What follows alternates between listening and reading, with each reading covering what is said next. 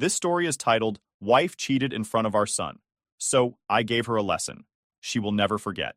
Hey everyone, if you're enjoying these stories and want to support the channel, don't forget to hit that subscribe button. It really helps our channel. Now let's start the video. OP starts by saying, Hey Reddit, this is my first time posting, and I don't really know how to start this. Honestly, I'm just here because I need to get this off my chest, and maybe someone out there can help me make sense of it. I've been holding this in for days, and I feel like I'm going to explode if I don't talk about it. So, some context first. I'm 26 years old, and I've been married to my wife, Emily, also 26, for 6 years. We have 2 kids, a 5-year-old son and a 10-month-old daughter. On the surface, our life looked pretty good, or at least I thought it did. I work as a manager for an IT company, which keeps me busy, but I've always made it a point to spend as much time as I can with my family. Emily is a receptionist at a hospital, though she hasn't been working much lately because of maternity leave. Emily and I are pretty different personality-wise. I'm the outgoing type. I like meeting people, going to events, and being social. Emily, on the other hand, is more introverted. She's close with her family and a handful of childhood friends, but doesn't really step out of her comfort zone. She's happiest at home with the kids or spending time with her parents. I've always admired that about her, how grounded she is, or at least I used to. Everything changed on July 1st. I wasn't home that day because I'd gone to visit my parents, who live about 5 miles away. I figured it was a normal Saturday, just like any other. Around lunchtime, one of my former employees, Matt, he's 23, apparently stopped by the house. He had some documents of mine that I'd left at his place the day before when we were discussing work stuff. Matt thought I'd be home because I don't work weekends, so he decided to drop them off in person. I didn't find out about this visit until a couple of days later, when Matt called me. I'll get to that in a bit. But at the time, all I knew was that Matt had stopped by, and Emily let him in. She told me later that she didn't recognize him and didn't think much of it when he said he worked for me. She offered him coffee while he waited, which honestly sounded like a polite, normal thing to do. What I didn't know, what I never could have imagined, was what happened after that. Fast forward to July 3rd, and I get this call from Matt. It was out of the blue, and I could immediately tell something was off from the tone of his voice. He started the conversation by apologizing, which caught me off guard. I asked him what he was apologizing for, and that's when he dropped the bombshell. Do you know about me and your wife? At first, I didn't even understand the question. I asked him what he meant, and he started explaining. He said that when he came by on July 1st, Emily invited him in, and they started talking. Apparently, they hit it off over some shared interest in books or something. He said they were talking about literature, which struck me as odd because Emily's not even much of a reader. But whatever. He said the conversation turned friendly, and then, somehow, it escalated. He admitted that they kissed first. I don't know who initiated it. He didn't say, and honestly, I was too shocked to ask. Then he said they took things upstairs. That's right. They went to our bedroom. I was frozen on the other end of the line, but Matt kept talking, like he needed to get it all out. He told me something that made my blood run cold. My son walked into the living room while they were downstairs. My 5-year-old son. He said my son asked who he was, and Emily told him to go watch TV. Just like that, like it was nothing. Then they went upstairs and had sex while my son was in the house. I couldn't believe what I was hearing. I wanted to hang up right then and there, but I needed to know if he was lying. I asked him why he was telling me this now, and his answer was almost worse than the confession itself. He said he felt guilty, especially because my son had seen him, and he didn't want me to find out years later and think he didn't care. He said he'd already quit his job because he couldn't handle the guilt of working with me after what happened. I lost it. I told him I didn't believe him and that he must be trying to cause trouble. But the thing is, Matt didn't sound angry or vengeful. He sounded remorseful? I don't know. He just kept saying he was sorry and that he thought I deserved to know the truth. Before I hung up, he said one last thing. I didn't force her. She's the one who's married, not me. That line has been playing in my head ever since. I still don't know how to process it. When I got off the phone, I felt like the ground had been ripped out from under me. I was shaking. My hands, my legs, even my voice when I tried to tell myself to calm down. I couldn't think straight. I kept replaying the conversation in my head, wondering if it was all some elaborate lie or if my wife, had actually done this. I didn't sleep that night. I couldn't. I lay there staring at the ceiling, feeling sick to my stomach. By the morning, I knew I had to confront Emily. A part of me hoped she would deny it and that Matt was just lying to mess with me. But deep down, I think I already knew the truth. After that phone call with Matt, I was completely wrecked. I stayed up the entire night going over everything in my head. The worst part wasn't even what he said. It was the way he said it. There wasn't any spite or anger in his voice. If anything, he sounded nervous, like someone who knows they've done something terrible, but wants to make amends, even if it's too late. That's what made it feel real. And honestly, that's what made it so much worse. The morning after the call, I drove back to the house. I hadn't told Emily I was coming back, and the whole way there, I was rehearsing what I was going to say. My hands were shaking on the steering wheel. I was pissed, obviously, but more than that, I was hurt. I kept picturing her face when I walked in. Would she deny it? Would she admit it? How the hell was I even going to handle this? When I got home, the kids were in the living room watching TV. Emily was in the kitchen, humming to herself while making breakfast. It was such a normal scene, and for a second, I felt like I'd stepped into some alternate reality. How could she act like everything was fine after what had happened? I didn't beat around the bush. I told her I needed to talk to her privately, and we went upstairs. As soon as the door closed, I turned to her and said, "Matt called me." That was it. Just those 3 words. Her reaction was immediate. She froze, her eyes wide like a deer caught in headlights. "What did he say?" she asked, but her voice cracked as she said it. I told her everything. Every word Matt had said on the phone, down to the smallest detail. As I spoke, I could see the color draining from her face. At first, she tried to deny it. She said Matt was lying, that he must be trying to get back at me for something. But when I mentioned the part about our son walking in, she broke. She started crying, and it wasn't just a few tears. It was full-on sobbing. She kept saying, I'm sorry, over and over again, like that was supposed to fix everything. I stood there watching her, and I felt nothing. No pity, no sympathy. Just this overwhelming sense of betrayal. I asked her why she did it. Her answer? I don't know. She said it wasn't planned, that it just happened in the moment. She blamed herself for being too friendly and letting things escalate. She said she felt lonely, that I'd been so busy with work and the kids that she felt like we weren't connecting anymore. But even as she was saying all this, I couldn't bring myself to care. Nothing she said could justify what she'd done. Then I asked her the question that had been haunting me since the phone call. Did you even think about our son? Did you think about what it would do to him to see that? Her sobbing got worse. She kept saying she didn't know what to say, that she didn't think about it at the time. I told her that wasn't good enough. Our son deserves better than this. I said I needed space, and that I was going to stay with my parents for a while. Before I left, I went back to the living room to say goodbye to the kids. My son looked up at me with this big smile and said, "Daddy, are you staying home today?" I swear, that nearly broke me. I had to fight back tears as I hugged him and told him I'd see him soon. When I got back to my parents' place, I broke down. I hadn't cried until that point, but seeing my son so happy and oblivious to everything, it was too much. My parents were there for me, though. They listened while I told them everything, and my dad was furious. He kept saying, "How could she do this? How could she let another man into your home?" My mom, on the other hand, was more focused on the kids. She said we needed to make sure they were protected from all of this, especially my son. That night, I started looking into divorce. I knew I couldn't stay with Emily after what she'd done. It wasn't just the cheating, it was the fact that she'd done it in front of our son and then lied to me about it. How do you come back from that? I texted Emily to let her know I'd be filing for divorce. She begged me to come home so we could talk, but I told her there was nothing left to say. I said I'd be willing to co-parent for the kids' sake, but that was it. She kept texting me, saying she'd do anything to fix things, but I didn't respond. That's where things stand now. I'm staying with my parents while I figure out the next steps. I've spoken to a lawyer about my options, and I've started gathering the necessary documents. The house is in my name, which is a small relief, but custody is going to be tricky. I want to be there for my kids as much as possible, but I also know the courts don't always favor fathers. I'm trying to stay strong for my kids, but it's hard. Every time I think about what Emily did, I feel sick. I keep picturing her with Matt in our bedroom, and it's like a knife to the gut. Thanks for reading, and thanks again to everyone who commented on my first post. Your advice and support mean more than you know. If anyone has tips on how to handle custody or divorce proceedings, especially in the UK, I'm all ears. Update 1 point. Hey Reddit, I'm back with another update.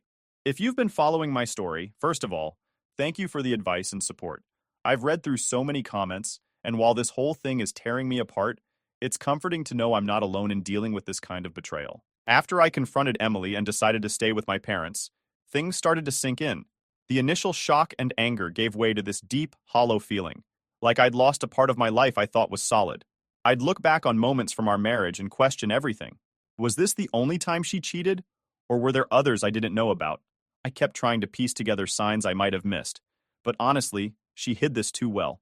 Emily's parents called me a couple of days after I left. I didn't expect them to get involved, but apparently she told them everything. Her mom was crying on the phone, apologizing for what Emily had done, like it was somehow her fault. Her dad, on the other hand, was pissed. At her, not me. He kept saying, "This is not how we raised her." They both begged me not to make any rash decisions, but I told them I'd already decided. I made it clear that while I had no intention of keeping them from their grandchildren, my marriage to Emily was over. Her mom said she understood but asked if I'd consider counseling. If not for you two, then for the kids. I told her I'd think about it, but honestly, I don't see the point. I had to explain the situation to my 5-year-old in a way he could understand. I didn't tell him the whole truth. He's too young for that. But I did say that Daddy was staying with Grandpa and Grandma for a little while, and that everything would be okay. He asked me, "Is Mommy coming too?" And I swear, my heart shattered. I just told him, "Not right now, buddy." As for Emily, she's been texting me constantly. At first, it was all apologies. Long paragraphs about how sorry she is, how she'll do whatever it takes to make things right, how she didn't mean to hurt anyone. But then the tone shifted. She started blaming me. She said I was too focused on work, that I wasn't emotionally available, that she felt invisible in our marriage. That one hit me like a punch to the gut. I've worked hard my whole life to provide for my family. I've put in extra hours, skipped out on social events, and made sacrifices because I thought it was for the greater good. And now she's saying that wasn't enough? That, because I wasn't constantly validating her, she had no choice but to sleep with someone else? I didn't respond to her messages. I couldn't. Every time my phone buzzed, my stomach turned. It got to the point where I had to mute her texts because I couldn't handle the constant reminders of what she'd done. Meanwhile, I've been meeting with a lawyer to figure out my next steps. Divorce in the UK can be tricky, especially when kids are involved, but I'm determined to protect my rights as a father. The house is in my name, so I'm not too worried about losing that. But custody is another story. I've heard horror stories about dads getting the short end of the stick, even when their ex is the one who cheated. I've been documenting everything: texts, emails, the call with Matt, even the confrontation with Emily. My lawyer says it's good to have a paper trail, especially if things get messy. I also started keeping a journal where I write down everything that's happened, including how much time I'm spending with the kids. It feels weird, like I'm building a case against my own wife, but I guess that's what it's come to. Emily has been surprisingly cooperative about custody so far. She agreed to a temporary 50-50 arrangement while we sort out the legal stuff, but I'm not sure how long that will last. Part of me wonders if she's being nice now because she feels guilty, but what happens when that guilt fades? Will she try to take the kids from me out of spite? I don't know, and that uncertainty is eating me alive. One of the hardest parts of all this has been keeping things normal for my children. My daughter is too young to understand what's happening, but my son, he's smart. Smarter than I give him credit for sometimes. He knows something's wrong, even if he doesn't have the words for it yet. The other day, we were playing with his toys at my parents' house, and out of nowhere, he said, "I miss Mommy." I told him it was okay to miss her and that he'd see her soon, but inside I felt like I'd failed him. No matter how much I hate Emily for what she did, she's still their mother, and I don't want to ruin their relationship with her. But how do I balance that with my own feelings? How do I co-parent with someone I can barely look at without feeling sick? I've also been thinking a lot about what Matt said, that he told me because he didn't want my son to carry that memory without me knowing. I keep wondering how much my son actually remembers. Does he know what he saw? Will it come back to him later in life? And if it does, how do I explain it to him without screwing him up even more? For now, I'm just taking things one day at a time. I've started going to the gym again, partly to blow off steam and partly because I need something, anything, to distract me from the mess my life has become. My parents have been incredible, helping out with the kids and giving me space when I need it. I've also been thinking about therapy. Not for me and Emily, but for myself. I've never been the kind of guy to talk about my feelings, but maybe it's time to start. I don't want to carry this bitterness around forever, and I definitely don't want it to affect how I parent my kids. I haven't told many people about what happened.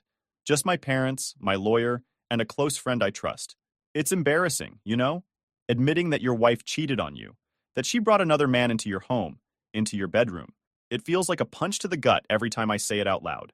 Thanks again to everyone who's been following my story. Writing this all out has been weirdly therapeutic, even if it's painful to relive. If you have any advice, especially about co-parenting or custody arrangements, I'd love to hear it. Update 2.0. Hey Reddit, It's been a few more days, and things keep getting messier. I wanted to update everyone because writing these posts has been one of the only ways I've been able to process all of this. If you've read my previous posts, you know the basics. My wife, Emily, cheated on me with one of my former employees, Matt, and I've been staying with my parents while trying to figure out my next steps. This chapter is about what's been happening since the dust started to settle, or at least I thought it had. After our confrontation, Emily and I settled into this awkward, distant form of communication. Most of it has been through text, and I've only seen her in person a handful of times when I went to pick up or drop off the kids. At first, she was all apologies, but now it feels like she's trying to shift the narrative. She started sending me these long messages about how she feels abandoned and how my leaving has made her realize what she's lost. One of her latest messages said, "I don't even recognize myself anymore. I was in such a dark place and I made a mistake. But why did you just walk away instead of helping me through it?" I don't even know how to respond to that. It's like she's rewriting what happened to make herself the victim, and I'm the bad guy for not sticking around. It's frustrating because no matter how much I want to yell at her or argue, I know that'll only make things worse for the kids. Our temporary custody arrangement is still in place, 50-50, with the kids splitting their time between my parents' house and our home. I hate the idea of being away from them for even a few days, but I've been doing my best to make the time I have with them as normal and happy as possible. What's been bothering me lately is how Emily is handling her time with the kids. My son has started mentioning things she said, and it's making me nervous. For example, he told me, "Mommy said you're really mad at her, but she still loves you." That threw me. I don't want him caught in the middle of this, and I don't think it's fair for her to frame things that way. I brought it up to her over text, trying to keep it calm and respectful, but she got defensive. She said, "I'm just being honest with him. He needs to know that his parents still care about each other, even if we're not together." I told her that what he needs is stability, not mixed messages. She didn't reply after that. Something else came up recently that's been eating away at me. One of my coworkers, someone I trust, reached out to me privately. They told me they'd heard rumors about Emily and Matt before any of this came to light. Apparently, a few people noticed that Matt had been acting weird at work before he quit, and some of them even speculated that something was going on between him and my wife. Hearing that hit me like a ton of bricks. I'd been telling myself that this was a one-time mistake, a moment of weakness. But now I'm not so sure. Was there more to this than I thought? Did their relationship start earlier? Maybe while Matt was still working for me? I don't have any proof, but the idea has been gnawing at me. I don't want to spiral into paranoia, but I can't stop asking myself questions. Were there other guys before Matt? Is this just the one I found out about? And if this was an ongoing thing, how could she keep it hidden for so long? My son has been asking more questions lately, and it's been tough to answer them. He's old enough to sense that something isn't right, but not old enough to fully understand. The other night he asked me, "Are you and Mommy still married?" I froze. I didn't want to lie to him, but I also didn't want to overwhelm him with details he's too young to process. I told him, "Mommy and Daddy are figuring some things out, but we both love you very much." He nodded like he understood, but I could see the confusion in his eyes. My daughter is too young to know what's happening, but she's been more clingy lately. She cries when I leave the room, even for a minute, and it breaks my heart. I feel like I'm letting them both down, even though I know this isn't my fault. One silver lining in all of this has been the support I've gotten from my parents and a few close friends. My mom has been incredible, helping out with the kids and keeping things as normal as possible for them. My dad, though, has been struggling to hide his anger. He doesn't talk about it much, but I can see it in the way he clenches his jaw whenever Emily's name comes up. My best friend, Mark, has been a rock through all of this. He's the kind of guy who tells it like it is, and he hasn't sugarcoated anything. He told me flat out, "You deserve better, man. Don't let her guilt you into staying." Hearing that from someone who's known me since we were kids has helped me stay grounded. I'm meeting with my lawyer again next week to finalize the divorce paperwork. We've already discussed some preliminary things like financial arrangements and custody, but there's still a long road ahead. I've been reading up on co-parenting after divorce, trying to figure out how to make this work for the kids' sake. One thing I'm struggling with is the idea of forgiving Emily. Not for her sake, but for mine. I don't mean forgetting what she did or letting her back into my life, but letting go of the anger. Right now, it's like this constant weight on my chest, and I don't want it to consume me. I've started looking into therapy, not just for me, but possibly for my son too. I don't know how much he remembers or understands about what happened, but I want to make sure he has someone to talk to if he needs it. That's where things stand for now. I'm taking it one day at a time, trying to keep my focus on the kids and the future. Thanks again to everyone who's been reading and commenting. It means more than you know. If anyone has advice about co-parenting or how to navigate these tough conversations with kids, I'm all ears. Final update. Hey Reddit, this is going to be my last update for a while. So much has happened, and I feel like I've finally turned a corner. I've gotten a lot of support from people here, and I just want to say thank you. It's helped me keep my head straight through all of this. But now, I think I'm at a point where I can focus on the future. Let me walk you through the latest developments. As the divorce proceedings have progressed, I've made sure to protect myself and my kids while setting firm boundaries with Emily. One of the things I realized early on was how much she had relied on me financially. Not just for herself, but for her parents, too. Before all this, I was the one covering most of the bills. I helped pay for things like her parents' mortgage shortfalls, repairs on their old car, and even groceries when they were struggling. I never complained because I thought we were family, and family supports each other. But now, that's all on her. When I moved out and cut financial ties with her, it was like pulling the rug out from under her. Suddenly, Emily had to face a reality where she wasn't cushioned by my income. She works part-time as a receptionist, and while it's a decent job, it's nowhere near enough to maintain the lifestyle we had as a family, or to keep helping her parents the way I used to. Her parents have started feeling the effects too. Last week, her dad called me, probably thinking I'd bail them out again like before. He mentioned how the house needs some repairs and hinted that they're behind on a few payments. I told him calmly but firmly that I'm no longer in a position to help. I said, I did what I could when Emily and I were together, but now I need to focus on my kids and my own future. He wasn't happy, but what could he say? He knew the situation, and I wasn't about to back down. As for Emily, she's struggling, and it shows. She's still living in our family home for now, but I've made it clear that the house is mine, and the divorce agreement will reflect that. Once the legal process is complete, she'll have to move out. She's been trying to play nice, but every so often, the cracks show. The other day, during one of our custody exchanges, she mentioned how hard things have been for her. She said something like, "You don't understand how stressful it is to juggle the kids, work, and everything else." I just looked at her and said, I think I understand perfectly. I've been doing it for years, only I didn't have someone to fall back on when I messed up. I didn't say it to be cruel, but I'm done letting her guilt trip me. She made her bed, and now she has to lie in it. Emily's parents are feeling the heat even more than she is. They were heavily dependent on the financial support I provided, and now that's gone. I know it sounds harsh, but I don't feel bad about it. For years, I stepped up because I thought we were a team. I thought helping her family was part of being a good husband. But after everything she's done, I can't keep putting myself out there for people who stood by while she betrayed me. Her mom even called me recently, crying about how they're falling behind on bills and how Emily just doesn't have the means to help them like I did. I told her as respectfully as I could that I'm sorry for their situation, but my priority is my kids. It felt weird to draw that line after all these years, but also liberating. I've been carrying their burdens for too long. Emily has tried to pick up the slack for them, but it's clearly taking a toll. She's picking up extra shifts at work, but it's not enough. She mentioned in passing that she's thinking about selling some of her stuff to make ends meet. A part of me wonders if she finally understands the weight of everything I carried during our marriage, but honestly, it's too late for her to come to that realization now. Despite everything, my main focus is still on my kids. I'm making sure they're shielded from the drama as much as possible. They don't need to know about the financial struggles or the tension between their mom and me. All they need to know is that they're loved and supported. I've also started putting money aside for their future, something I didn't have the luxury of doing before, because I was too busy helping Emily and her family.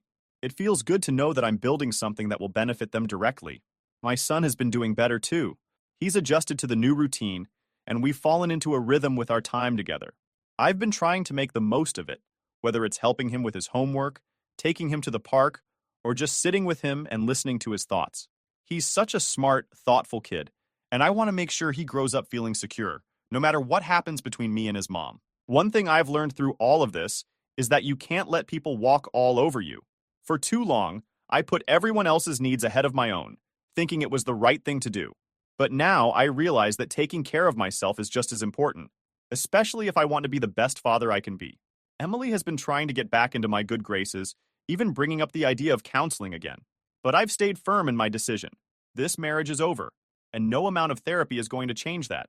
She can figure out her own path forward. As for me, I'm focusing on building a better life for myself and my kids. I've been looking into new career opportunities that would allow me to spend more time with them, and I'm even thinking about going back to school part-time to pick up some new skills. It's not easy, but for the first time in a long time, I feel like I'm in control of my own life. If there's one thing I've learned through this process, it's that you can't save someone who doesn't want to save themselves. Emily made her choices, and now she has to deal with the consequences. I've done my part, and now it's time for me to move on. To everyone who supported me throughout this journey, thank you. Your advice, your words of encouragement, and even your tough love have made all the difference. I'm still figuring things out, but I know I'll come out stronger on the other side. Here's to new beginnings.